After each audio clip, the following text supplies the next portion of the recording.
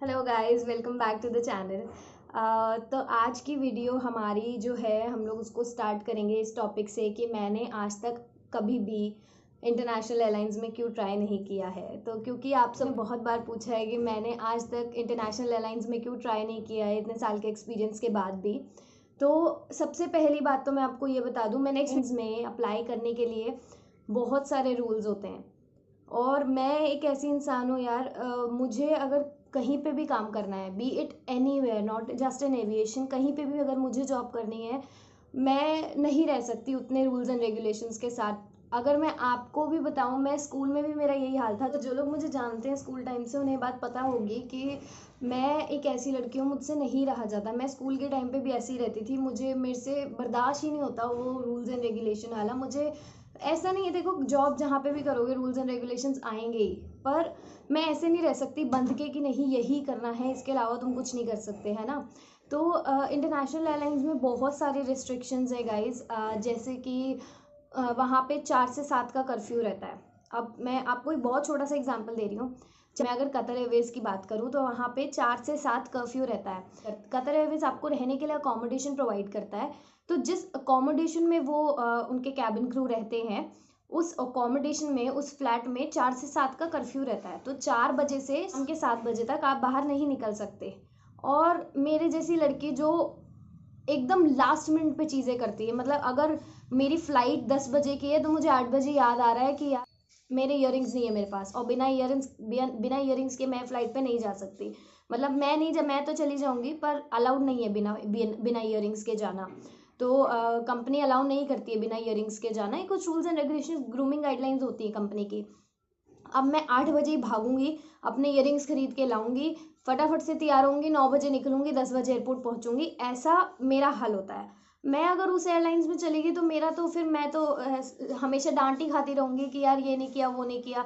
तो इसलिए एक तो ये रीज़न भी है कि मैंने नहीं अप्लाई किया, क्योंकि मैं इतना बंध के नहीं रह सकती। मुझे आदत है अपने तरीके से चीज़ें करने की। मैं अगर एक बारी जॉब से आ गई, उसके बाद मुझे मेरी लाइफ इंजॉय करनी होती है। उसके बाद मुझे पसंद भी नहीं है कि उसके बाद मुझे कोई वहाँ से फ़ोन भी करे कि आपने ये चीज़ क्यों नहीं करी, आपने ये करा या नहीं किया। तो मैं ऐसी हूँ। बाकी वहाँ पे जाके क्योंकि उन्हीं की अकोमोडेशन होती है, वही हमें फ्लैट प्रोवाइड करते हैं। तो उन्हीं के फ्लैट में रह के उन्हीं के अकॉर्डिंग जीना पड़ता है। मतलब काम के बाद भी काम ही रहता है, तो मेरे को वो चीज़ नहीं पसंद है। मैं फ़्लाइट के बाद फ़्लाइट नहीं कर सकती। एक बारी फ़्लाइट से आ गई, उसके बाद मैं फ़्लाइट नहीं कर सकती। मतलब उसके बाद मैं फ़्लाइट के किसी इंसान से बात नहीं कर सकती। तो ऐसी ये मेरी सोच है। तो इसीलिए मैंने इंटरनेशनल एयरलाइंस ट्राई नहीं किया है। बाकी जो लोग करना चाहते हैं उनके लिए बहुत अच्छा ऑप्शन है, पर कुछ बेसिक चीज़ों को आपको ध्यान रखना पड़ेगा। अब हम अपनी वीडियो को स्टार्ट करते हैं। तो चलिए, आज मैं आपको इंटरनेशनल एयरलाइंस के बारे में बताऊंगी कि इंटरनेशनल एयरलाइंस में होती है। तो सबसे पहले तो आपके पास अपना रिज्यूम होना चाहिए। दूसरी चीज़, आपके पास आपका पासपोर्ट होना बहुत ज़रूरी है, क्योंकि अगर आप इंडिया से बाहर जाते हैं तो आपको पासपोर्ट के बिना इंडिया के बाहर नहीं आप जा सकते हैं। तो आपको पासपोर्ट होना आपके पास बहुत ज़रूरी है। उसके अलावा अगर आपके पास पासपोर्ट नहीं भी है तो आपके पास पासपोर्ट, जब हम अप्लाई करते हैं तो अप्लाई करने के बाद एक नंबर मिलता है हमको, वो नंबर आपके पास होना चाहिए। तीसरी चीज़ जो आपको चाहिए है, अगर आप स्पेशली गल्फ़ एयरलाइंस में ट्राई कर रहे हैं, क्योंकि गल्फ़ एयरलाइंस ही आती है इंडिया में रिक्रूट करने के लिए लोगों को, बाकी क्योंकि गल्फ़ एयरलाइंस ही मोस्टली आती है इंडिया में रिक्रूट करने के लिए लोगों को।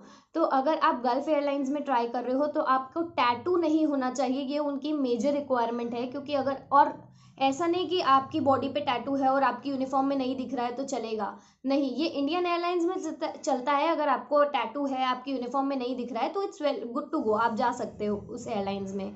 लेकिन अगर आप इंटरनेशनल एयरलाइंस के लिए जा रहे हैं और आपको टैटू है, तो वो आपको कभी भी नहीं लेंगे, क्योंकि मुस्लिम कंट्रीज़ में टैटू नहीं अलाउड होता है। डॉक्टर होते हैं, इवन इफ आप इंटरव्यू के लिए गए, आपने छुपा लिया कि आपको टैटू है, क्योंकि आपको ऐसा लगेगा कि कोई अंदर थोड़ी देख रहा है।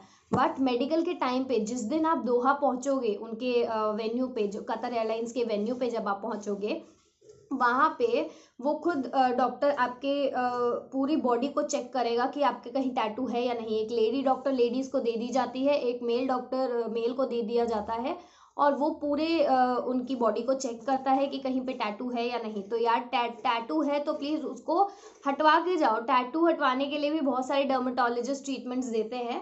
तो आप उसको हटवा के उसके बाद ही जाइएगा टैटू को, ठीक है। बाद हम बात करेंगे मार्क्स और पिंपल्स की। जैसे कि मैंने पहले भी बताया है, इंडियन एयरलाइंस थोड़ी सी इसमें कंसीलिंग को अलाउ कर देती है, लेकिन इंटरनेशनल एयरलाइंस नहीं अलाउड करती है। अगर कहीं पे भी मार्क है, पिंपल है, वो आपका कंसीलर हटा के भी देख सकते हैं, आपको लेज़र लाइट के थ्रू भी देख सकते हैं। तो उनके पास, और एक बार नहीं, उनके 4 राउंड होते हैं जिसमें वो सिर्फ आपकी स्किन टेस्ट करते हैं कि आपकी स्किन कितनी क्लियर है और कितनी नहीं। तो ये चीज़ का बहुत ध्यान रखना।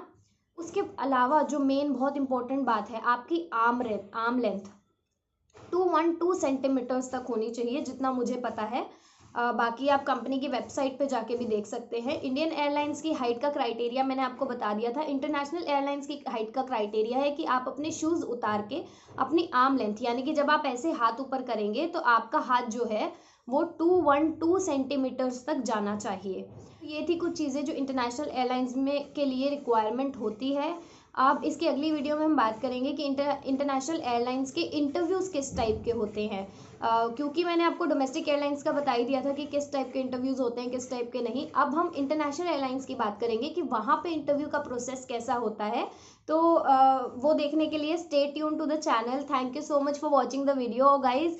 Like, share and subscribe the channel, और ना इसी साइड पे बेल नोटिफिकेशन है, इसको ज़रूर दबा देना, क्योंकि मेरी जो भी वीडियो आएगी मेरे को इंस्टाग्राम पे डालना पड़ता है यार कि नई वीडियो अपलोड होगी है। इससे अच्छा होगा अगर आप ये बेल आइकन दबा दोगे तो आपके पास अपने आप नोटिफिकेशन आ जाएगा कि मेरी वीडियो डल चुकी है। तो thank you so much for watching the video. Please like, share and subscribe the channel.